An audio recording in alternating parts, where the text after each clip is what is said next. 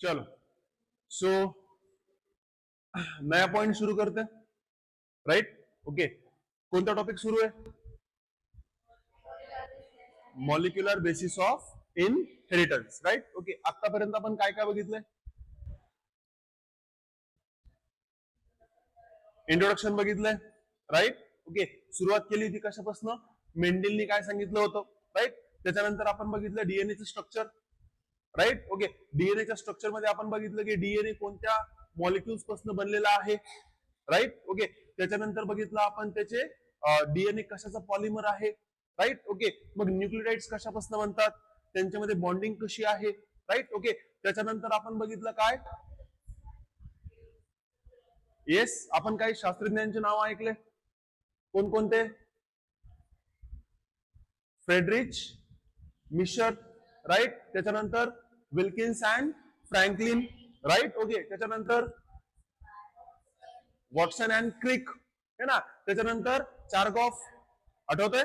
Right. Okay. त्याच्यानंतर आपण बघितलं होतं काय? Salient features of DNA.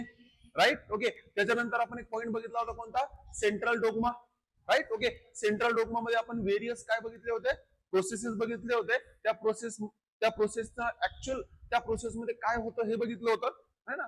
Deep down नव्हतं केलं, बट एक ओव्हरऑल आयडिया आपण त्याची घेतली होती. राइट. ओके. आपला जो नेक्स्ट पॉइंट आहे जो की आपल्याला म्हणजे या पिरियड मध्ये बघायचा आहे, that is packaging of DNA. काय बघायचं आहे आपल्याला?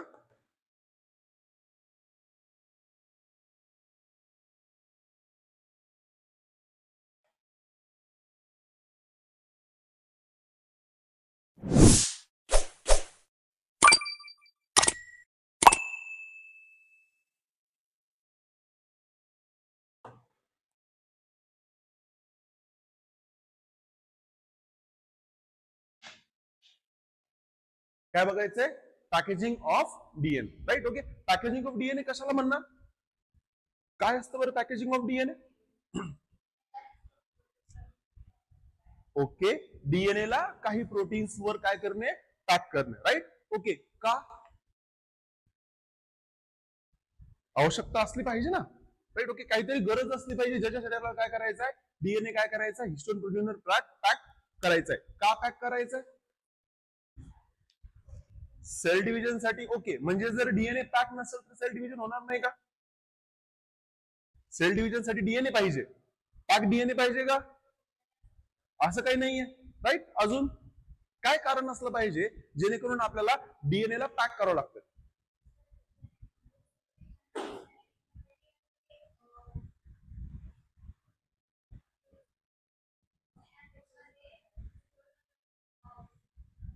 हो. हा. येस. अरे मी तेच म्हणतोय. मी हा. मग क्रोमॅटिन फायबर जर दोन झाले, क्रोमॅटिन फायबर सुद्धा सेपरेट होऊ शकतात. बरोबर. बट जनरली सेल मध्ये डीएनए ची पॅकेजिंग का गरजेची आहे? बर, मला एक गोष्ट सांग. या रूम मध्ये मला एखादी गोष्ट फिट करायची आहे जी या रूम पेक्षा जास्त मोठी आहे. समजतंय? जर मी एक धागा घेऊन येतोय, ओके, तो धागा जो आहे तो लेंथ मध्ये या रूमच्या साईज पेक्षा कसा आहे? खूप मोठा आहे. राइट. ओके. आणि तो धागा जर मला पुढे ठेवायचा आहे, या रूम मध्ये ठेवायचा आहे, तर मला काय करावं लागेल? त्याला कॉईल करून ठेवावं लागेल. राइट. ओके. तशीच गोष्ट कशाची आहे? डीएनए ची गोष्ट आहे. राइट. ओके. आता मला एका सोप्या प्रश्नाचं उत्तर द्या. मला एका सोप्या प्रश्नाचं उत्तर द्या की दोन न्यूक्लियोटाइड्सच्या मध्ये किंवा दोन बेस पेअर्सच्या, द पॉइंट इज की दोन बेस पेअर्सच्या मध्ये डिस्टन्स किती असतं? किती डिस्टन्स असतं? 0.34 nanometre.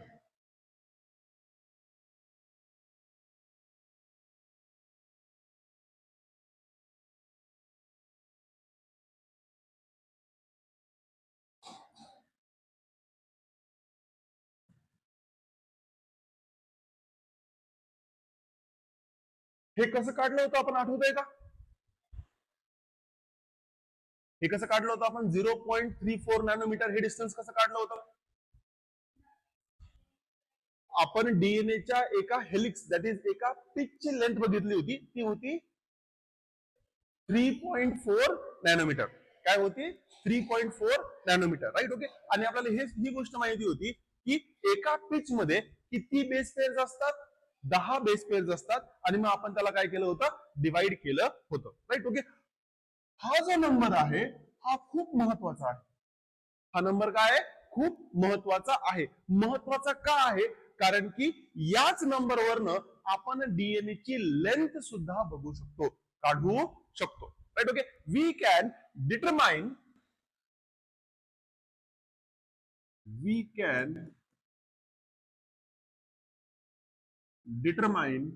Length of entire DNA from 0.34 nanometre, है ना. ही जी संख्या आहे या संख्येवरून आपण काय करू शकतो? डीएनए किती लांब आहे, राईट. ओके. त्याची लेंथ आपण काय करू शकतो? काढू शकतो. कशी? आठवत आहे का कशी? किंवा सांगता येईल का? बर, मागच्या सेशन मध्ये आपण काही ऑर्गॅनिझम्सचे ना जिनोम बघितला होता, राईट. ओके. कोणत्या होत्या? लॅम्बडा फाज होता, आठवतंय? त्याच्यानंतर येस, इकोलाय होता आणि ह्युमन बिंग्स होते, राईट. ओके. ह्युमन बिंग्सचं जिनोम काय, जिनोमची लेंथ काय होती सांगा बरं? 3.3 into 10 to the power 9, right. Okay. हे काय होते? ह्युमन सेल्सचे काय होते? है ना, बेस पेअर्स होते.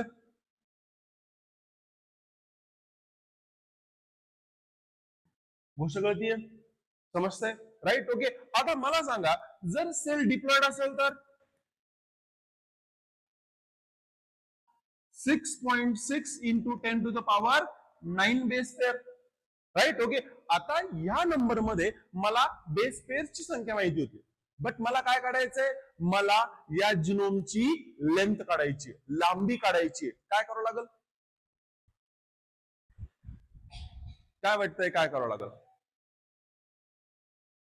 बघा, 2 न्यूक्लियोटाइड मधला किंवा 2 बेस पेअर मधलं डिस्टन्स मला माहितीये आणि मला माहितीये की किती बेस पेअर्स आहेत.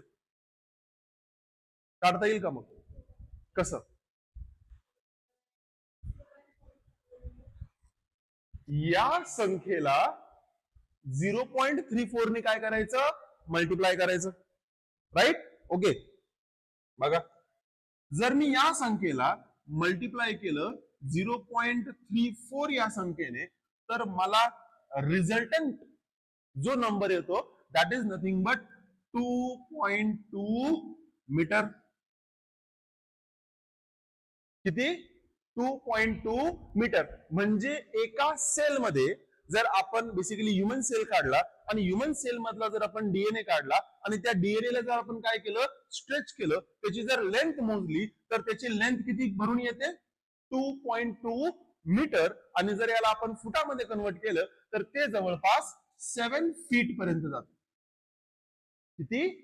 7 फीट, राईट. ओके. 7 फीट म्हणजे माझ्या हाईट पेक्षा जास्त उंच.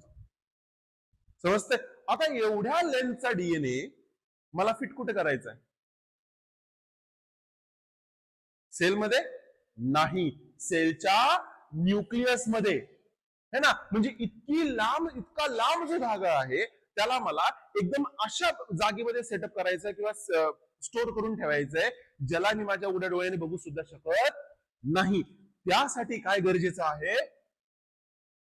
पॅकेजिंग ऑफ डीएनए गरजेचा आहे. गोष्ट कळतीये? समजतंय? काय डाऊट आहे? राईट. ओके. सेम गोष्ट जर आपण कशासोबत केली? इकोलाय सोबत जर केली, इकोलायचे जिनोमची लेंथ सांगा पटकन. आठवतीये का?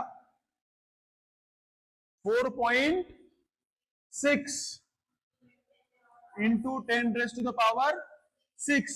आणि याची जर लेंथ काढायची तर याला मला 0.34 ने काय करावं लागल? मल्टिप्लाय करावं लागल, right. Okay. Whatever number will come, जो काही नंबर येईल, right. Okay, it would be in millimetres, right. Okay, जो काही नंबर येईल तितकी काय असेल, लेंथ असेल कशाची, जिनोमची. बट इकोलायचा सेल युकॅरियोटिक सेल पेक्षा कसा असतो, छोटा असतो, राईट. ओके, म्हणजे एवढ्या लेंथचा डीएनए आपल्याला काय करायचा आहे, अशा सेलमध्ये फिट करायचा आहे जो मायक्रोस्कोपनी सुद्धा बऱ्याच म्हणजे बेसिकली मायक्रोस्कोपला सुद्धा बऱ्याच मुश्किलीने दिसतो. समजतंय, राईट. ओके, पण मला सांगा, एवढी जास्त लेंथ असलेला थ्रेड जो आहे, मला एकदम छोट्याशा भागामध्ये काय करायचं आहे, सेटअप करायचं आहे. त्यासाठी मला काय करावं लागेल, डीएनए ला पॅक करावं लागेल. अन्यथा मी डीएनए त्या सेलच्या न्यूक्लियस मध्ये काय करू शकत नाही, फिट करू शकत नाही.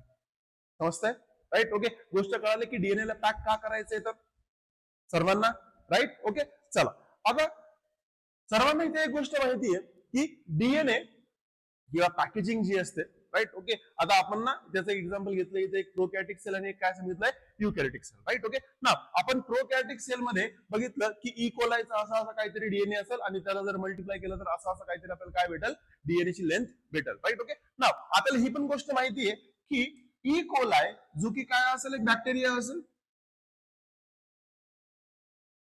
काय असेल, एक बॅक्टेरिया असेल, राईट. ओके, बॅक्टेरियाच्या सेलमध्ये आपल्याला माहिती आहे काय असेल, सायटोप्लाझम असेल, काय असेल, सायटोप्लाझम असेल, right. Okay, of course genetic material काय आहे, डीएनए, राईट. ओके, आता एक बेसिकचा प्रश्न, डीएनए वर चार्ज कोणता येईल, डीएनए वर चार्ज कोणता येईल, असेल का चार्ज त्याच्यावर, नाही, पक्का, शुअर, डीएनए वर कोणता चार्ज असेल, positive charge, negative charge, right. Okay, the point is DNA वर असेल कोणता चार्ज, निगेटिव्ह चार्ज. कोणता चार्ज, निगेटिव्ह चार्ज. का, कारण की डीएनए मॉलिक्यूल मध्ये आपल्याला एक मॉलिक्यूल बघायला भेटतो, दॅट इज फॉस्फेट. कशामुळे, डीएनए मध्ये जो फॉस्फेट आहे त्याच्यामुळे आपल्याला काय बघायला भेटतो, डीएनए वर कोणता चार्ज बघायला भेटतो, निगेटिव्ह चार्ज बघायला भेटतो, राईट. ओके, नाव आता मला सांगा, मला एखाद्या डीएनए मॉलिक्यूलला काय करायचं आहे, कॉईल करायचं आहे, पॅक करायचं आहे, तर मला काहीतरी लागल ज्याच्या अराउंड मी पॅक करल. जसं की एखादा धागा असतो, त्या धाग्याला जर मला पॅक करून ठेवायचं आहे तर आपण एक कार्डबोर्डचं बंडल शोधतो, राईट. ओके, त्याच्यावर आपण काय करतो, ते धाग्याला गुंडाळतो, राईट. तसंच डीएनए ला पॅक करण्यासाठी सेलमध्ये काही प्रोटीन्स असतात, काही काय असतात, प्रोटीन्स असतात, आणि ह्या प्रोटीन्सच्या अवतीभोवती जो डीएनए आहे तो काय केला जातो, पॅक केला जातो किंवा प्रोटीनला असा गुंडाळला जातो, राईट. ओके, नाव मला सांगा, जर डीएनए वर चार्ज निगेटिव्ह आहे तर प्रोटीनवर चार्ज कोणता असला पाहिजे, का,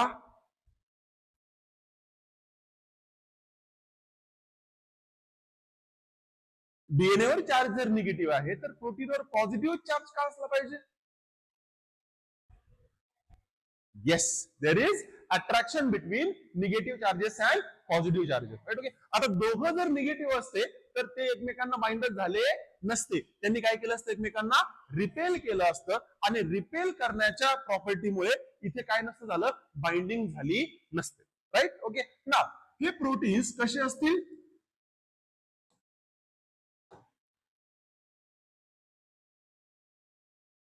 पॉझिटिव्हली चार्ज असतील. सध्या पुरतं मी कशाबद्दल बोलतोय, मी प्रोकॅरियोटिक सेल बद्दल बोलतोय, राईट. ओके, इथे यांना, या प्रोटीन्सला आपण एका नावाने म्हणू शकतो, that is histone like proteins. Yes, त्यांना काय म्हणू शकतो आपण, हिस्टोन लाईक प्रोटीन्स. असे प्रोटीन्स जे कशासारखे आहेत, हिस्टोन सारखे आहेत, राईट. नाव आता बघा, डीएनए ज्यावेळेस बेसिकली काय म्हणतो आपण, इकोलाय मध्ये स्टोअर केला जातो, त्यावेळेस तो असा कसा स्टोअर केला जातो बघा,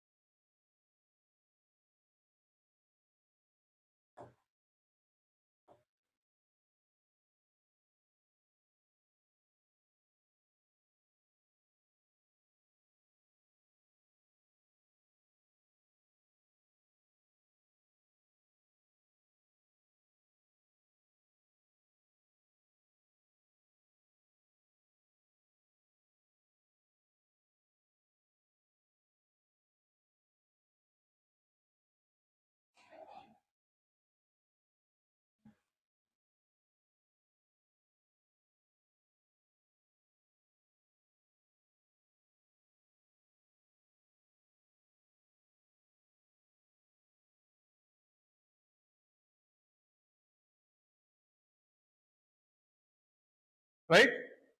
आता हा जो व्हाईट कलरचा थ्रेड आहे that is nothing but DNA, आणि त्याला पकडून ठेवण्यासाठी तिथे काय आहेत, काही प्रोटीन्स प्रेझेंट आहेत. राईट. ओके. आणि आपल्याला माहिती आहे की बॅक्टेरियल सेलचा जो जेनेटिक मटेरियल असतो तो कसा असतो, लिनियर असतो का सर्क्युलर असतो, सर्क्युलर असतो. राईट. ओके. सो असं काही स्ट्रक्चर आपल्याला कुठे बघायला भेटतं, ई कोलाई किंवा बॅक्टेरियल सेल मध्ये बघायला भेटतं. आणि या स्ट्रक्चरला आपण काय म्हणतो,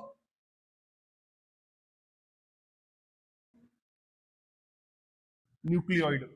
काय म्हणतो, न्यूक्लिओइड. आता आपल्याला ही गोष्ट खूप चांगल्या प्रकारे माहिती आहे की बॅक्टेरियल सेल मध्ये आपल्याला न्यूक्लियस बघायला भेटत नाही. राईट. ओके. जो जेनेटिक मटेरियल आहे तो कसा सायटोप्लाझम मध्ये काय असतो,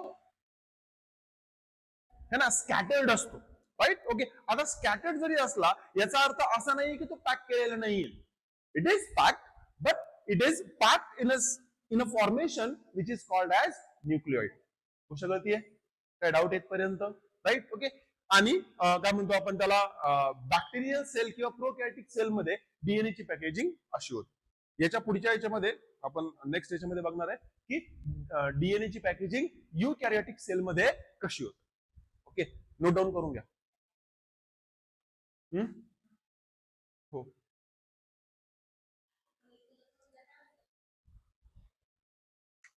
तो कोई पॉइंट नहीं तसा. राइट. ओके. चलो, अब हमने देखा कि प्रोकैरियोटिक सेल के अंदर डीएनए जो है या फिर जेनेटिक मटेरियल जे आहे ते कसं पॅक होतं.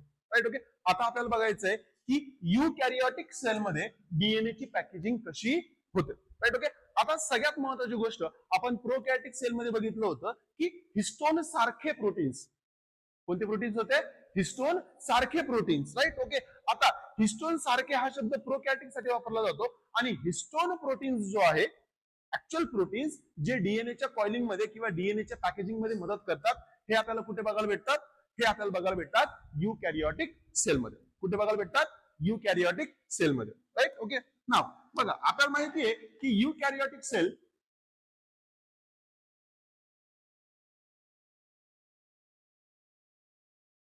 in eukaryotic cell,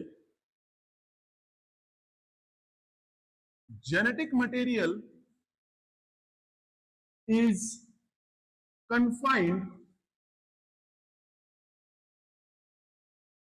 to nucleus. Right. Okay. आपल्याला ही गोष्ट खूप चांगल्या प्रकारे माहिती आहे की जेनेटिक मटेरियल जे आहे ते कुठे प्रेझेंट असतं, न्यूक्लियस मध्ये प्रेझेंट असतं. राईट. ओके. आपल्याला ही पण गोष्ट माहिती आहे की जेनेटिक मटेरियलची लेंथ कशी असते, खूप जास्त असते. आता जेनेटिक मटेरियल किंवा डीएनए ला ज्या स्टोअर करायचं असतं त्यावेळेस हिस्टोन प्रोटीन्सची मदत घेतली जाते. कोणती प्रोटीन्स, हिस्टोन प्रोटीन्सची मदत घेतली जाते. आता हे हिस्टोन प्रोटीन्स नेमके असतात कसे, बघूयात. हिस्टोन प्रोटीन्स नेमके असतात कसे, बघा. हिस्टोन प्रोटीनला आपण हिस्टोन ऑक्टामर सुद्धा म्हणू शकतो. काय म्हणू शकतो, हिस्टोन ऑक्टामर. ऑक्टा म्हणजे 8, है ना. हिस्टोन प्रोटीन्स बेसिकली जो प्रोटीन आहे हा 8 वेगवेगळ्या युनिट्स पासून जुडून बनलेला आहे. सगळ्यात अगोदर आपण त्या युनिटची नावं बघूया. सगळ्यात पहिला युनिट आहे बघा, H2A. काय नाव आहे, H2A. दुसरं नाव आहे H2B. दुसरं नाव आहे H2B. तिसरं नाव आहे H3 आणि चौथं नाव आहे H4. राईट. ओके. असे 4 वेगवेगळे युनिट्स किंवा मोनोमर्स जे आहेत ते काय असतात. ओके. नाव जस्ट इमॅजिन करा, जर मला हिस्टोन प्रोटीन काढायचंय, जर मला काय करायचंय, हिस्टोन प्रोटीन डायग्रामॅटिकली जर दाखवायचं आहे, तर सगळ्यात अगोदर मी 4 युनिट दाखवणार. हा एक युनिट, हा दुसरा युनिट, हा तिसरा युनिट आणि हा चौथा युनिट. राईट. ओके. ऑफकोर्स मी यांना नाव देऊ शकतो, that is H2A, H2B, H3 आणि H4. राईट. ओके. पण बोलताना मी म्हटलं होतं की हिस्टोनचा काय असतो, ऑक्टामर आहे. बट इथे आपल्याला किती युनिट बघायला भेटतात, 4च युनिट. आता H2A च्या पाठीमागे काय असेल, एक अजून H2A असेल, समजतंय. राईट. ओके. H2B च्या पाठीमागे काय असेल, एक अजून H2B असेल. राईट. ओके. H3 च्या पाठीमागे काय असेल, एक अजून H3 असेल, आणि H4 च्या पाठीमागे काय असेल, अजून एक H4. असे युनिट्स असतील. राईट. ओके. अशा प्रकारे आपल्याला 4 मोनोमर्सचे 2चे सेट है ना, राईट. ओके, अशामुळे आपल्याला काय बघायला भेटतो, हिस्टोनचा काय बघायला भेटतो, हिस्टोन ऑक्टामर. काय बघायला भेटतो, हिस्टोन ऑक्टामर, राईट. ओके, असे खूप सारे काय असतात, हिस्टोन प्रोटीन्स आपल्या न्यूक्लियस मध्ये प्रेझेंट असतात, युकॅरियोटिक सेलच्या न्यूक्लियस मध्ये प्रेझेंट असतात. बघा कोणकोणते आहेत, H2A युनिट आहे, H2B युनिट आहे, H3 युनिट आहे, H4 युनिट आहे, राईट. ओके, नाव जर मला सांगायचंय की डीएनए यांच्या अवतीभोवती कसा कॉईल होतो, डीएनए यांच्या अवतीभोवती कसा कॉईल होतो, बघा इमॅजिन करा की आता हा प्रोटीन आहे, हा हिस्टोन प्रोटीन आहे. हिस्टोन प्रोटीन वर काय येणार, डीएनए येणार.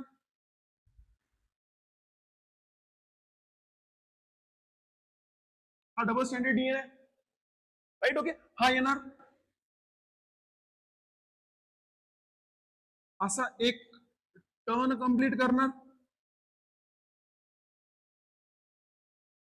असा एक टर्न काय करणार, कंप्लीट करणार. आणि कंप्लीट केल्याच्या नंतर हा पुन्हा असा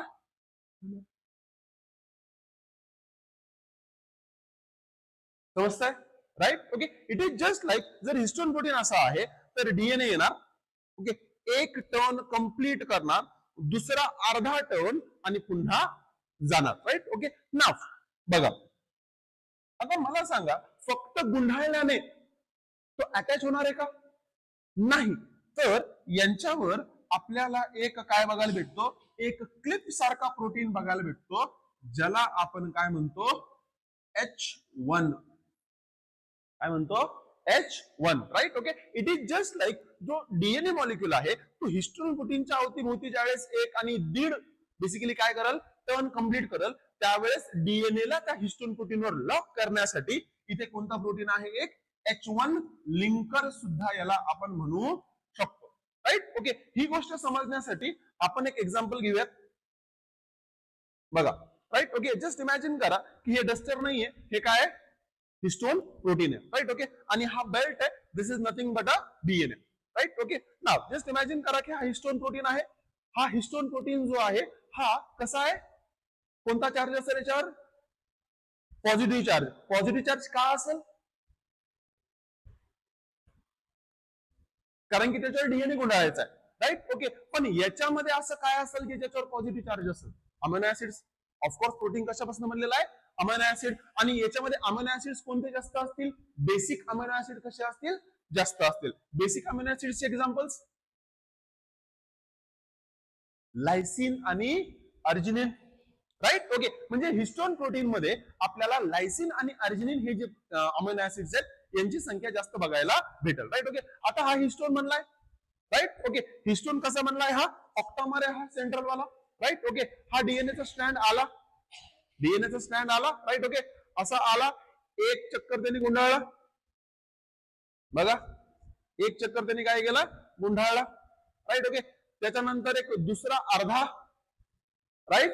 ओके, नाव बघा 2 एंड्स आहेत, हा एक एंड आहे आणि त्याच्या खालचा एक एंड आहे, राईट. ओके, आता जर मी याला असंच सोडलं तर हिस्टोन प्रोटीन पुन्हा काय होऊ शकतो, मोकळा होऊ शकतो, बरोबर. तसं होऊ नये म्हणून काय केलं जातं,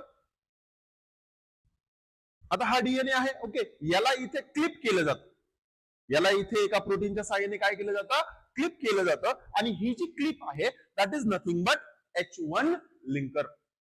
कोणती क्लिप आहे, H1 लिंकर. आता H1 लिंकर नेमकं करतो काय, की जो हिस्टोन प्रोटीनच्या अवतीभोवती गुंडाळलेला जो डीएनए आहे त्याला तो तिथेच ठेवतो, राईट. ओके, अटॅचमेंट जी झालेली ती काय करतो, तिथेच ठेवतो, राईट.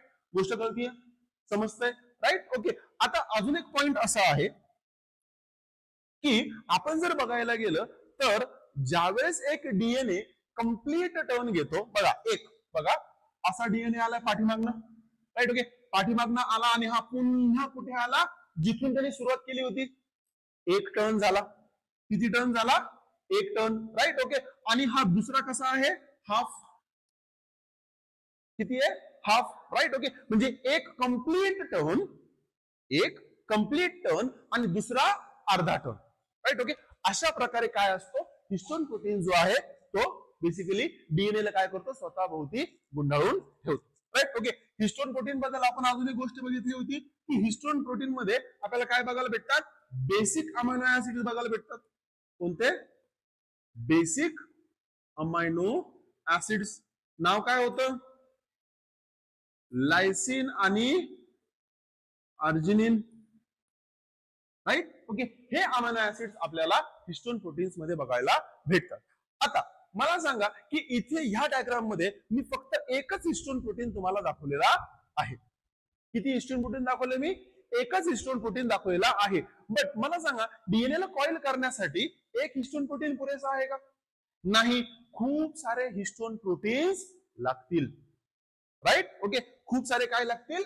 हिस्टोन प्रोटीन्स लागतील. आणि ज्या वेळेस डीएनए ला खूप साऱ्या हिस्टोन प्रोटीन्सच्या अवतीभोवती गुंडाळल्या जाईल त्यावेळेस आपल्याला एक स्ट्रक्चर बघायला भेटेल. त्या स्ट्रक्चरला आपण बिड्स ऑन स्ट्रिंग मॉडेल म्हणू शकतो. काय म्हणू शकतो? Beads on string.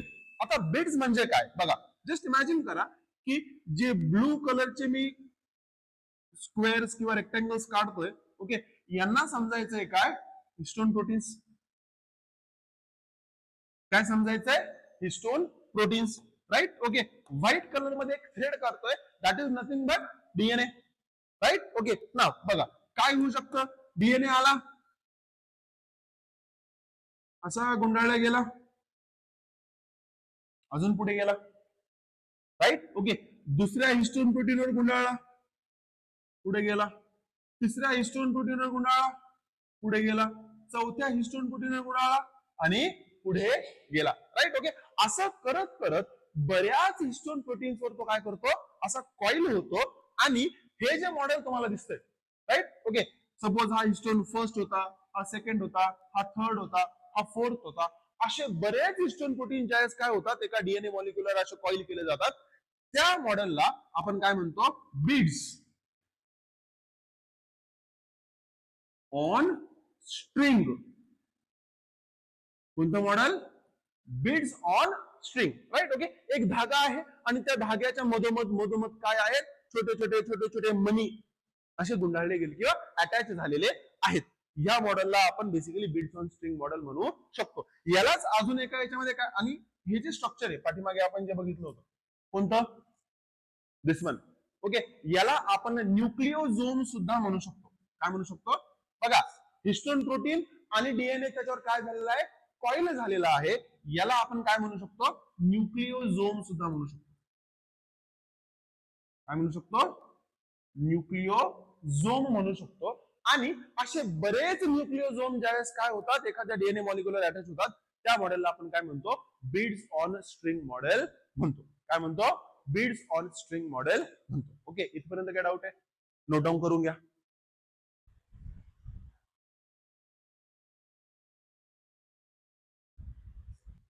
हे झालंय. राईट. ओके, चला आता एक अजून एक महत्वाची गोष्ट इथे सांगायची आहे की ज्यावेळेस हा डीएनए एक टर्न घेऊन आणि दुसरा अर्धा टर्न घेऊन ज्यावेळेस कम्प्लीट होतो, तर starting from this point and ending at this point, okay, आपल्याला ही गोष्ट सुद्धा माहित पाहिजे की हा जो जेवढा डीएनए तो हिस्टोन प्रोटीनच्या अवतीभोवती गुंडाळला जातोय, याच्यामध्ये जवळपास किती बेस पेअर्स असतात? 200 बेस पेअर्स असतात. किती बेस पेअर्स असू शकतात? 200 बेस पेअर्स असू शकतात. गोष्ट कळतीये? राईट. ओके, याच्यावरनं आपण एक अजून एक गोष्ट बघितली, कोणती? Beads on string model. आता बिड्स ऑन स्ट्रिंग मॉडेलला अजून कॉईल केलं जातं. बिड्स ऑन स्ट्रिंग मॉडेलला काय केलं जातं? अजून कॉईल केलं जातं. आणि ते कसं हे समजण्यासाठी आपल्याला नेक्स्ट डायग्राम बघावी लागेल. राईट. ओके, ना विचार करा, तुमच्या जवळ ना एक ना बघा खेळण्यामध्ये ना एक ब्रेसलेट येतं, जर लक्षात असेल. राईट. ओके, मॅग्नेटिक ब्रेसलेट्स असतात. राईट. ओके, त्याला जर आपण असं स्ट्रेच केलं ना तर आपल्याला दिसतं की एक लांब स्ट्रीप आहे, त्याच्यावर वेगवेगळ्या ठिकाणी काय मॅग्नेट्स आहेत. ओके, आणि ज्यावेळेस आपण त्या स्ट्रिप्सला जवळ घेतो ना तर मॅग्नेट्स एकमेकांना चिटकतात आणि ते बरोबर एकावर एक एकावर एक एकावर एक लाईन करतात आणि काय बनतं? ते बँगल सारखं एक ब्रेसलेट बनतं. राईट. ओके, तसंच काही स्ट्रक्चर आपल्याला इथे बघायला भेटतं. राईट. ओके, नाव लक्षात घ्या की हे बिड्स ऑन स्ट्रिंग मॉडेल जे आहे यांच्यामध्ये काय होतं? पुढे जात असताना हे असं स्ट्रक्चर कन्फाईन करतात बघा.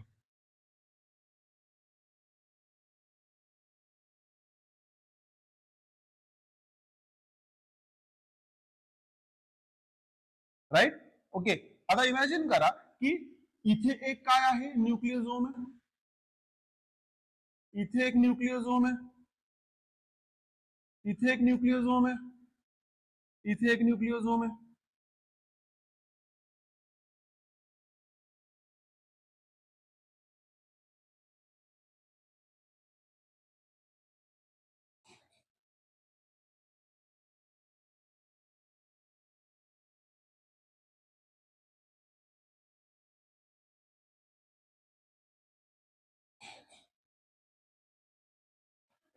कळते का काय काढण्याचा प्रयत्न करतोय तर,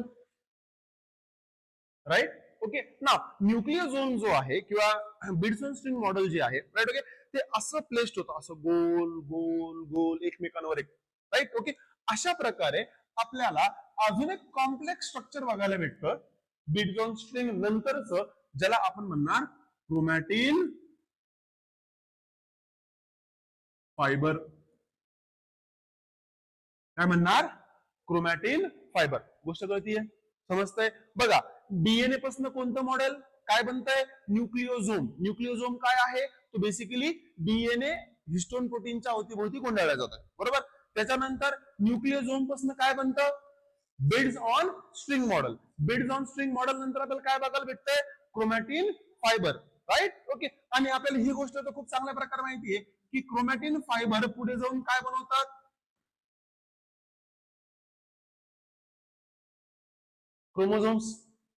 गोष्ट कळतीये, राईट. ओके, आता समजून घ्या की बिड्स ऑन स्ट्रिंग जे आहेत हे एकमेकांवर एक असे असे प्लेस्ड आहेत, आणि यांच्यामुळे आपल्याला हे जे स्ट्रक्चर बघायला भेटतंय याला आपण काय म्हणणार, क्रोमॅटिन फायबर. काय म्हणणार, क्रोमॅटिन फायबर, राईट. ओके, ना क्रोमॅटिन फायबर बनण्यासाठी सुद्धा काय आहेत, बेसिकली हे जे हिस्टोन प्रोटीन्स आहेत ते एकमेकांसोबत काय करतात, बॉन्डिंग करतात आणि एकमेकांना अटॅच होतात, आणि ते एक बरोबर आहे ना एकावर एक असे लेअर बनतात, राईट. ओके, नेक्स्ट दुसरी महत्वाची गोष्ट, क्रोमॅटिन फायबर पासून ज्यावेळेस क्रोमोझोम्स बनतात, कशापासून, क्रोमॅटिन फायबर पासून ज्यावेळेस क्रोमोझोम्स बनतात त्यावेळेस इथे हिस्टोन प्रोटीन्सच्या ऐवजी बरेच प्रोटीन्स काम करतात, right. Okay, the proteins other than histone protein makes और basically are used for formation of chromosomes. आणि क्रोमॅटिन फायबर पासून ज्यावेळेस क्रोमोझोम्स बनतात त्यावेळेस ज्या प्रोटीन्सचा वापर केला जातो त्याला आपण काय म्हणणार,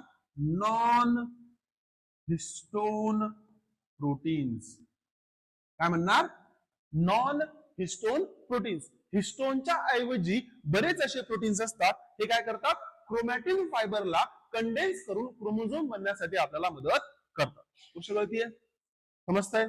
चला पुढे लास्ट पॉइंट आहे आपल्या आजच्या सेशनचा की डीएनए जो आहे, राईट. ओके, आता प्रत्येक सेल मधला डीएनए जो आहे, राईट. ओके, हा सिमिलरली काय नसतो, कॉइल्ड नसतो किंवा पॅक्ड नसतो. रिझन माहिती काय, बघा, जसं की एखादा सपोज सेल आहे, ओके, त्या सेलचं काम आहे एखादा हॉर्मोन प्रोड्यूस करणे. एखादा काय प्रोड्यूस करणे, हॉर्मोन प्रोड्यूस करणे. आता हॉर्मोन बेसिकली जर प्रोटीनेशियस हॉर्मोन आहे, कोणता हॉर्मोन आहे, प्रोटीनने बनणारा हॉर्मोन आहे, तर ऑफकोर्स त्याचा काय असेल, जीन असेल. जीन कुठं असेल, डीएनए वर असेल, बरोबर, राईट. ओके, एखाद्या ग्लँडचा सेल आहे त्याच्यामधल्या एक डीएनएचा एक विशेष भाग जो आहे तो काय असेल, नेहमी ओपन ठेवलेला असेल. ओपन कसा, की जर त्या सेलला वारंवार त्या जीनला काय करायचं आहे, ट्रान्सक्रिप्ट करायचं आहे, जर वारंवार त्याला काय करायचं आहे, वापरायचं आहे, तर तो डीएनए कसा पाहिजे, डेन्सली पॅक्ड नकोय, है ना. कसं की घरामध्ये आपण एखादी गोष्ट अशी ठेवतो ज्याचा आपण वारंवार वापर करणार आहे, राईट. ओके, त्याला आपण जास्त एकदम अडचणीमध्ये ठेवत नाही, अशा ठिकाणी ठेवतो जेणेकरून आपल्याला ती नेक्स्ट टाइम काय होईल, खूप पटकन भेटेल, राईट. ओके, तशीच गोष्ट आहे की डीएनए मध्ये ज्यावेळेस डीएनए ला काय केलं जातं किंवा क्रोमोझोम्स जे असतात, क्रोमोझोम्स जे असतात, ओके, यांना ज्यावेळेस स्टेन केलं जातं, यांना ज्यावेळेस काय केलं जातं, स्टेन. स्टेन म्हणजे त्यांना काय दिलं जातं, रंग दिला जातो, राईट. ओके, स्टेन केल्याच्या नंतर क्रोमोझोम्स वर आपल्याला दोन वेगवेगळे भाग बघायला भेटू शकतात, राईट. ओके, क्रोमोझोमचा काही भाग जो असतो हा एकदम डेन्सली स्टेन होत नाही, आणि काही भाग जो असतो हा बेसिकली डेन्सली स्टेन होतो, है ना, एकदम घट्ट रंग घेतो, आणि एक असतो तो एकदम घट्ट रंग घेत नाही. राईट. ओके. Lightly stained. कोणता stained? Lightly stained and darkly stained. गोष्ट कळते. क्रोमोझोमचा असा भाग जो काय घेतो, कलर कसा घेतो, एकदम लाईट कलर घेतो. राईट. ओके. आता जो लाईट कलर घेतो त्याला आपण काय म्हणणार? You chromatin. काय म्हणणार? You chromatin. राईट. ओके. आणि जो डार्कली स्टेन घेतो त्याला आपण म्हणणार हेट्रो क्रोमॅटिन. काय म्हणणार? हेट्रोक्रोमॅटिन. यू क्रोमॅटिन काय असेल? क्रोमोझोमचा असा भाग जो जास्त कलर ऍब्झॉर्ब करणार नाही. हेट्रोक्रोमॅटिन काय असेल? क्रोमोझोमचा असा भाग जो काय करेल, खूप जास्त कलर बेसिकली कलरने स्टेन होईल. राईट. आता जो यू क्रोमॅटिन असतो हा लाईटली स्टेन असतो, कारण की याचा जो डीएनए असेल हा कसा असेल? ऍक्टिव्ह असेल. कसा डीएनए असेल त्याच्यामध्ये? ऍक्टिव्ह. ऍक्टिव्ह म्हणजे त्याचा वारंवार उपयोग होत असेल. सेल या डीएनएचा काय असेल? वारंवार उपयोग करत असेल, म्हणून तो काय करतो? कोणता कलर घेतो? लाईट कलर घेतो. व्हेअरएज हेट्रोक्रोमॅटिन असा डीएनए असतो क्रोमोझोम्स मधला ज्याचा सेल वारंवार उपयोग करत नाही. That is non active part of chromosome. Non active part of chromosome म्हणा किंवा नॉन ऍक्टिव्ह डीएनए. राईट. लक्षात घ्या. एखाद्या व्यक्तीच्या घरामध्ये, राईट, ओके, खूप साऱ्या गोष्टी असू शकतात किंवा एखाद्या व्यक्तीच्या घरामध्ये खूप सारे खेळणे असू शकतात. राईट. ओके. पण एका वेळेला तो एकच खेळणी खेळू शकतो, मॅक्स टू मॅक्स 2 खेळणी खेळू शकतो. राईट. ओके. सभी गाडिया या फिर सर्व काही खेळणं तो एकदाच खेळू शकतो का? नाही. That is the point. Okay. Cell जवळ सगळे जीन्स आहेत. काय? सगळे जीन्स आहेत. Right. Okay. Every cell has entire genome, every gene that is responsible for maintaining the or metabolism of body. But कोणते सेल्स कोणता डीएनए वापरतील याच्यात फरक आहे. राईट. ओके. जसं की ह्युमन बिंग्स मध्ये सगळे अवयव प्रेझेंट आहेत. राईट. है ना. Every organ is there. Right. Okay. ना कोणत्या ऑर्गनचा किती वापर करायचा आहे? राईट. ओके. हे पर्सन टू पर्सन काय करतं? व्हॅरी करतं. राईट. ओके. जस्ट लाईक विचार करा की एखादा व्यक्ती आहे ना, तो बेसिकली ना हार्डवर्क करून काय करतो? त्याचे पैसे अर्न करतो. राईट. ओके. तर अल्टिमेटली तो काय करतो? त्याच्या शरीराचा वापर करतोय. राईट. ओके. शरीराचा वापर करतोय आणि काय करतोय? त्याच्या पैसे जे आहे ते कमवतो. राईट. ओके. ना दुसरा एक व्यक्ती असू शकतो, तो काय करतोय? ब्रेन, बुद्धीचा वापर करतोय त्याची बेसिकली जी काही जीवन प्रक्रिया आहे ती हे करण्यासाठी. राईट. ओके. म्हणजे बघा, ऑर्गन सगळे आहेत है ना, वापर डिपेंड करतो व्यक्तीवर. तसंच सेल जवळ सगळे जीन्स आहेत, बट डिपेंड करतं की तो सेल कोणत्या टिश्यूचा पार्ट आहे, कोणत्या ऑर्गनचा पार्ट आहे आणि त्या सेलवर कोणती जबाबदारी आहे.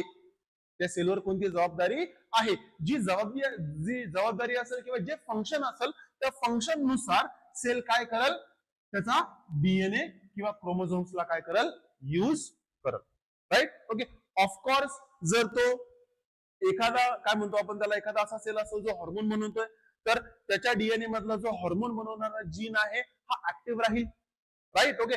जसं की काय म्हणतो आपण त्याला, जर आपण एखाद्या डायजेस्टिव्ह ट्रॅकचा सेल म्हटलं, राईट. ओके, तर ते बेसिकली काही पॉलिपेप्टाइड्स है ना, जसं की काही काय म्हणतो आपण त्याला एन्झाईम्स वगैरे बनवतात जेणेकरून डायजेशन पॉसिबल होतं. राईट. ओके. मग त्या सेल्स मध्ये असे जीन्स ऍक्टिव्ह राहतील जे काय करतील? हे एन्झाईम्स बनवतील जेणे डायजेशन पॉसिबल होईल. राईट. ओके. आणि वेगवेगळ्या प्रकारचे काय असतील? सेल्स असतील आणि त्या सेल्स मध्ये ऍक्टिव्ह डीएनए जो असेल तो कसा असेल? वेगवेगळा असेल. गोष्ट कळतीये? काय डाऊट आहे? ओके. चला नोट डाऊन करून घ्यायचंय. या नोट डाऊन करून.